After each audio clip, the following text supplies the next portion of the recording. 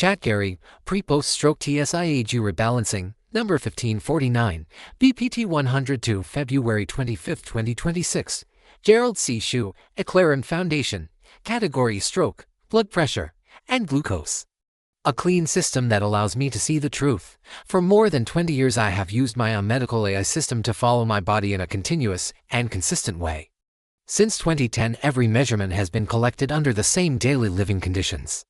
Using the same devices and the same definitions, this created a closed and clean dataset with very little noise. Because the data are stable and internally consistent, I do not spend my time fixing data quality problems. I spend my time understanding physiology and pathology. Over time, this system has accumulated more than 4 million data points.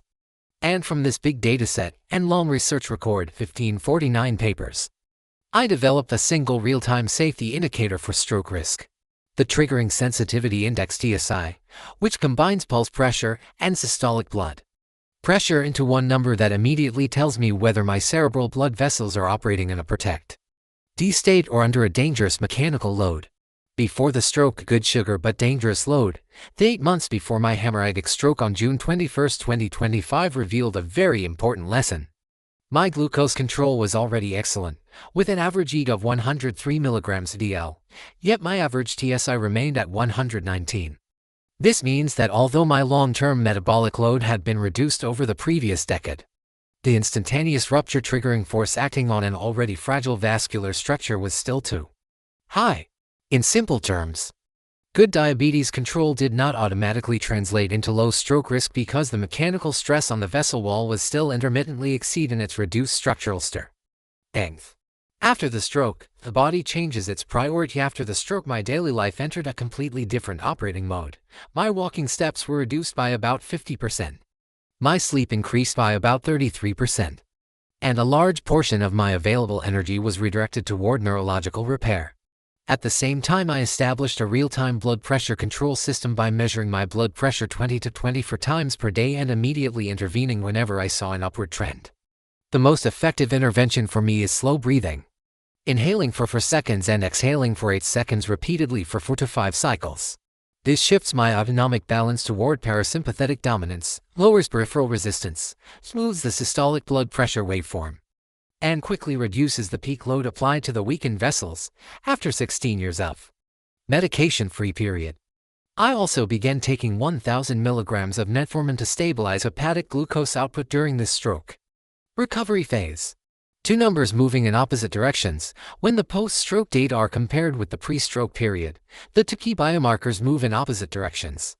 The average eAG increased from 103 mg/dl to 113 mg/dl, a rise of about 10%, while my TSI fell from 119 to 96, a reduction of about 24% that brought it back below the structural safety line of 100.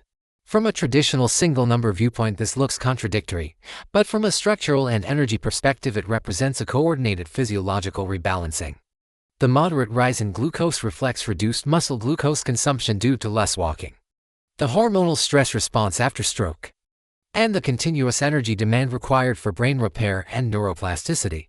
At the same time, metformin prevented a much larger increase and kept the glucose profile stable within a controlled band. From overload to protection, the large reduction in TSI shows that the mechanical trigger for another vascular rupture is now being actively suppressed in real time. The vascular structure itself has not been rebuilt, because calcified and damaged vessels cannot be quickly reversed. But the operating condition has changed from overload to protection. This is similar to an aging bridge whose material strength has declined, although the structure cannot be replaced immediately. The traffic load can be controlled so that the applied stress remains below the new failure threshold. By doing this, the safety margin is restored and probability of catastrophic failure is greatly reduced. The system-level meaning for patients. This comparison shows that eAG and TSI describe two different layers of the same biological system. Glucose reflects the long-term metabolic environment and energy supply, whereas TSI reflects the instantaneous mechanical rupture risk. The post-stroke state proves that even with slightly higher glucose, the system can operate in a safer condition when the triggering load is continuously controlled. This is also why no recurrent cardiovascular renal events have occurred during this recovery.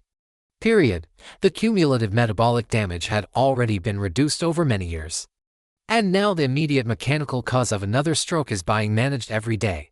The practical message is clear and actionable. Long-term metabolic control reduces structural damage, but real-time hemodynamic regulation prevents the next acute event. When these two strategies work together, an aging and previously injured biological system can remain stable and protected in daily life. This is how invisible pathophysiology becomes visible, measurable, and controllable. Disclaimer: I write this paper not for fame, but to share what I have learned so others can understand their health, prevent disease, and live longer, healthier lives. This content is provided for educational reference only and does not constitute medical advice. No. Doctor-patient relationship is created. You may share this summary freely, but it must not be altered, edited, or republished as your own. All intellectual property rights and copyrights for this article and its related materials belong to TSI author, Gerald C. This content is provided for educational reference only and does not constitute medical advice. No doctor-patient relationship is created. You may share this summary freely, but it must not be altered, edited, or republished as your own. All intellectual property rights and copyrights for this article and its related materials belong to the author, Gerald C.